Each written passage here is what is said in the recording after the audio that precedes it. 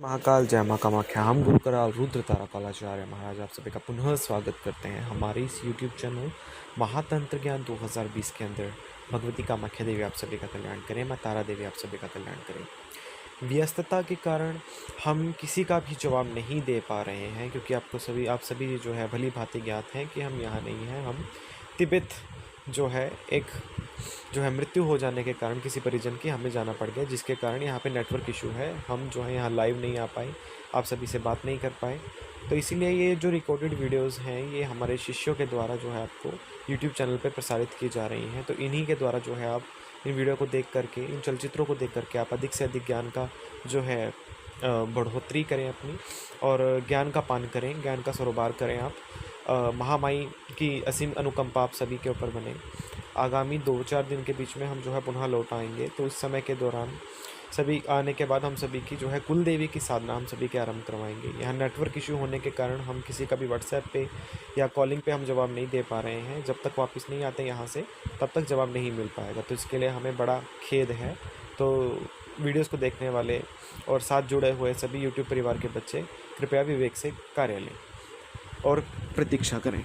खैर, हम जो है वीडियो में जो है आज हम बताने वाले हैं माँ शामशांबिका की साधना।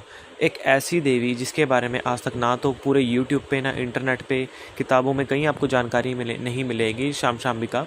शामशांबिका जो होता है माँ भगवती अंबिका का ही उग्र स्वरूप होता है।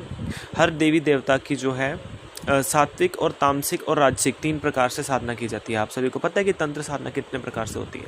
एक होते हैं राजसिक, एक होते हैं तामसिक और एक होते हैं सात्विक। सब में उन देवी देवताओं का स्वरूप बदल जाता है, पूजन की पद्धति बदल जाती है। उसी प्रकार से जो भगवती अंबिका देवी है और जिसको कि माँ साक्षात माँ आद्या बोला जाता है, जगत देश्वरी अंबिका माता, जो कि महाकाली का ही एक रूप है, उनका तामस स्वरूप है, वो शामशांबिका देवी कहलाई जाती है। ये शामशांबिका देवी जो है मात्र जो है चांडाल योग में ही सिद्ध की जाती है। क्योंकि कारण क्या है कि ये देवी साक्षात चांडालिनी है, उच्चिष्ट चांडालिनी है ये देवी, और चांडाल शक्ति का प्रतिनिधित्व करती है।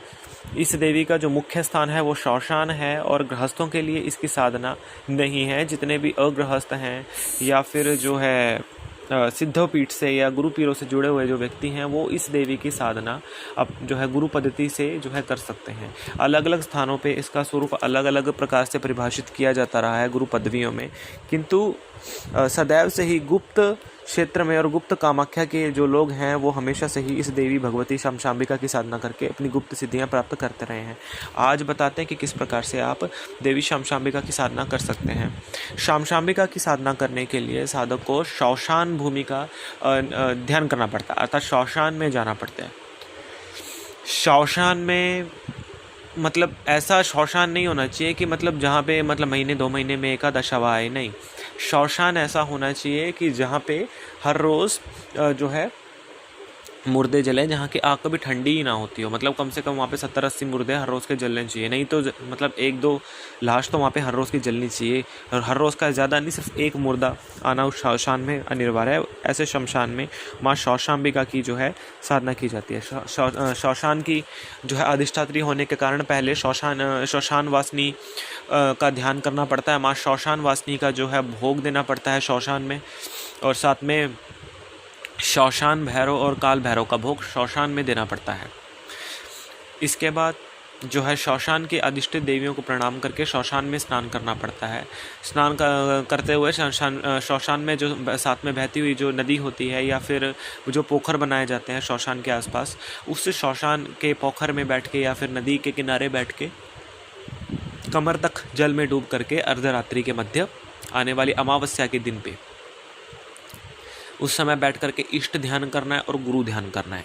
इनके उपरांत इष्ट ध्यान करने के बाद गुरु ध्यान करने के उपरांत शौशान में प्रवेश करना है। चिताओं के पास जाना है, चिताओं के पास जा करके चिता की परिक्रमा करनी है 7, और उस चिता के सिरहाने चिमटा गाड़ देना है।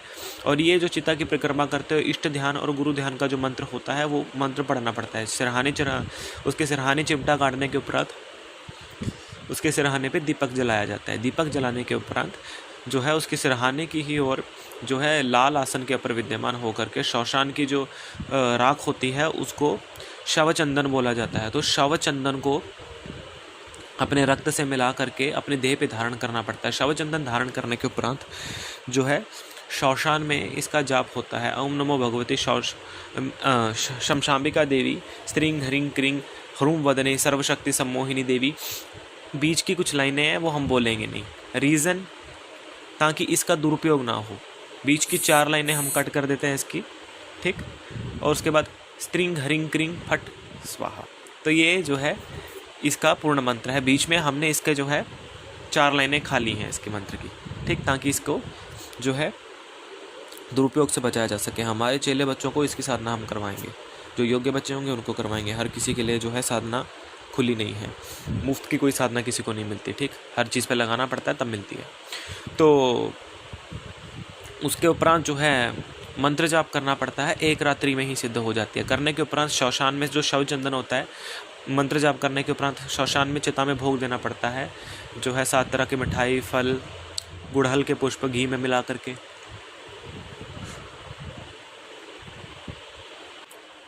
शवजड़ी आती है एक, वो बीच में डालनी पड़ती है। ब्रह्म मेरु बोला जाता है, वो डालना पड़ता है बीच में। और भी कई तांत्रिक औषधियाँ होती हैं, पूरा नहीं बता सकते।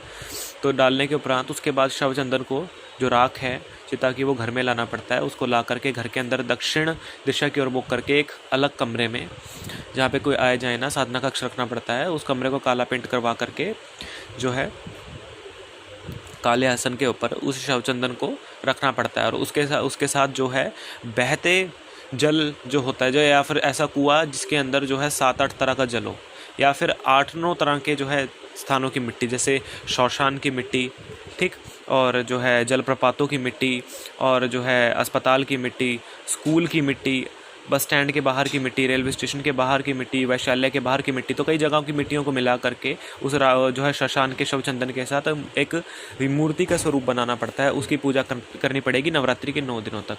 9 दिन की पूजन के उपरांत उसको बहते जल में प्रवाहित कर देना। शमशांबिका की जो है साधना सभी को मिल जाएगी। इसके लाभ सबसे ज़्यादा क्या है?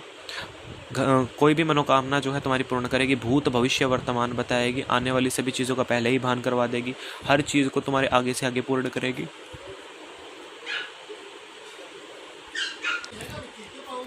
इसकी साधना गुरु मार्गदर्शन में, गुरु पद्धति में की जाती है। बिना गुरु पीरों के इसकी साधना को करना घर परिवार को खतरे में डालने के समान है।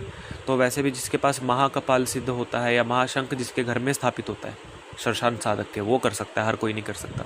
तो जो शिष्य हैं जो हमसे शमशान मार्ग से दीक्षित हैं वो कर सकते हैं नवरात्रि में इसकी सिद्धि। उससे पहले जो है इसकी भेंट पूजारी करवा करके हम भी कर सकते हैं। बेसिक कोर्स स्टार्ट हो जाएगा कुल देवी की साधना के साथ। जो करना चाहता है वो हमें व्हाट्सएप पे मैसेज करे, और हमें डायरेक्ट कॉल व्हाट्सएप पे कोई ना करे। और जो है आने के साथ ही नवरात्रि से पहले, इस नवरात्रि में सभी को कुल देवी की साधना पे हम बैठाएंगे। तो अधिक से अधिक बच्चे हमसे जो है साधना से जुड़े और अपने जीवन स्तर को ऊंचा उठाएं। जय कामाख्या माता, जय श्री महाकाल।